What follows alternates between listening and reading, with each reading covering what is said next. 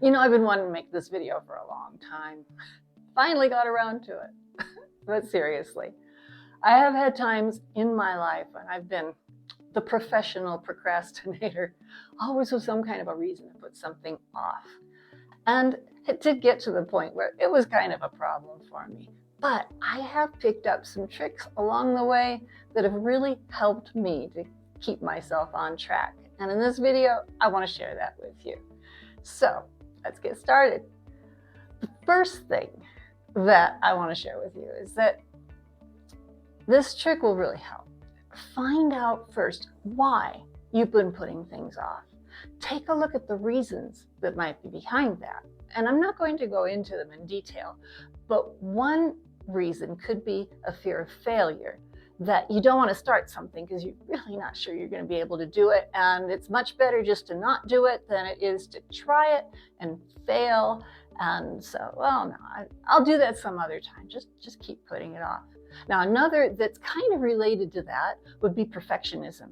If you have to do everything perfectly, you might not feel like you have exactly the right tools or materials or know-how or whatever to do it just right. It gets really easy to put it off until the perfect time. Another thing might be that the job just seems overwhelming. It's just too much. You can't face it all at once. And later on, a couple minutes, I'll be talking about a way to get around that. Or it just might be that it doesn't seem valuable to you. You don't really see a good enough reason that pushes you to go ahead and get it done now.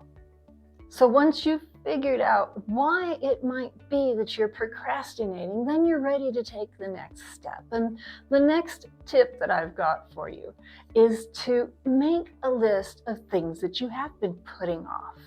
And I don't know if you like to write things down, if you like paper. Some people like those sticky Post-it notes. They like to put those around. I don't. To me, that's just cluttery. I like to use digital things. I use the memo app that's on my phone. You can even get really nice apps for to-do lists and things like that. But I just use a notes app. And if I've got some things that I really want to get around to, I just make a quick little list. That way I can refer to it when I have a few minutes and I don't have time to do something big. I can say, oh, I can knock something off my list. Make a list of these things. And you'll see a little bit later on in this video where that list is really going to be useful for you. And the next trick is, and this one's really important, you need to visualize the benefits you're going to have for getting that thing done. Just imagine how you're going to feel or some kind of an outcome, some kind of a benefit you're going to have from doing it. Like for example, just this morning, one reason I'm thinking about doing this video today, because this morning I was upstairs. I have a container garden up on my roof, and it really does need a bit of work. I gotta say, I've been putting that off, but I'm starting to really get that done now. And so I was taking a look at one of my pots had basil plants in it that had all died and had seeds on it. And I thought, okay, I'm gonna just go ahead and take the seeds off and put them away so I can plant them and get more plants. And I started thinking of the benefits of that as I was taking those seeds off. I could smell them, and I'm thinking, basil, plant more, start making pesto and tomato basil soup. And I started thinking about the benefits I would have from getting that job done. If you do that, just think about, visualize, imagine, when I get this done, then I can do this, then I'll have this. And if you could see the benefit to it, at least the benefit would be that you're getting it done. And that every time you look at that or walk by that or handle that, then you can think, yeah, that's done. It's not something I have waiting for me to do. And then the next trick is to take these big tasks that might seem overwhelming, if that's your reason for putting it off, and break it up into smaller pieces, just like talking about my container garden up there. I want to eventually just paint the area and get everything all cleaned up and all beautiful so I can sit up there and make my videos, right?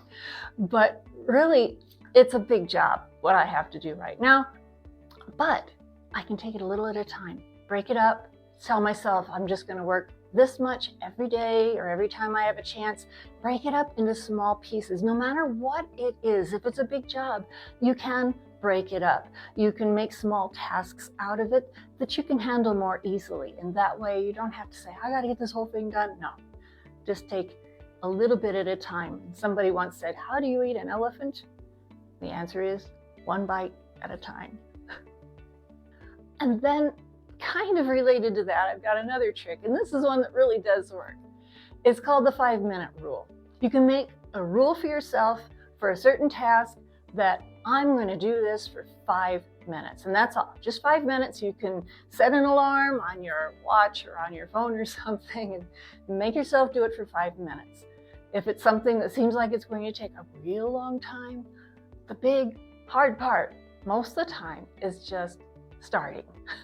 Just getting started. I know I do this a lot with dishes. If I find a big load of dishes that I need to wash, then I'll tell myself, I'm not going to wash all of them. I'm just going to wash part of them. I'll wash dishes for 5 minutes and then I'll quit.